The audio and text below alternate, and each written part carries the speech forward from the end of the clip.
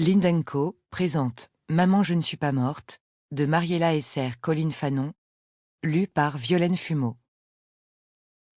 La loyauté fait la famille, le sang fait la parenté. Prologue.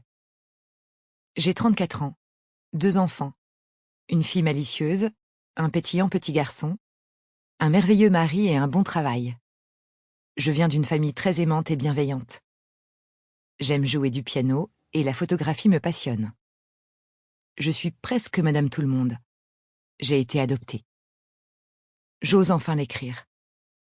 Enfant, les traits de mon visage et ma vie en Belgique ne trahissaient pas que j'étais née ailleurs. Malgré cela, en grandissant, j'ai voulu savoir et chercher d'où je venais. L'histoire dit que ma mère biologique, trop pauvre, m'a abandonnée. Un grand classique pour la mise en adoption est certainement la raison la plus morale et honorable de se séparer de son enfant. J'essaie d'imaginer la tristesse et l'angoisse mêlées au courage d'une telle décision.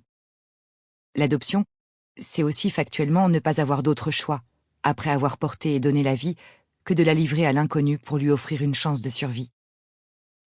C'est en quelque sorte renoncer à son sang pour tromper la fatalité. Pour ma part, il en a été autrement.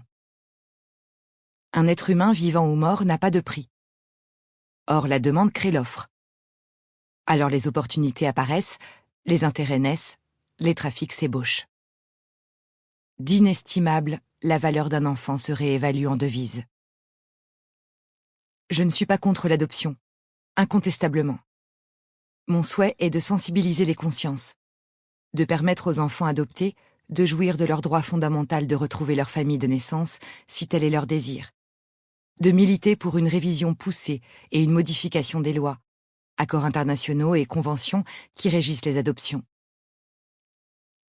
Le pays racine, n'étant souvent pas en mesure de garantir l'authenticité des actes de naissance, le pays adoptant doit pouvoir s'acquitter de toutes les vérifications nécessaires. L'adoption ne peut souffrir d'aucun manquement, ne peut reposer sur aucune présomption. Servons-nous de la génétique et des profils ADN pour prouver la filiation en cas de mise à l'adoption volontaire. L'humanité est précieuse, inestimable. L'adopter, c'est la respecter. La marchander, c'est la bafouer.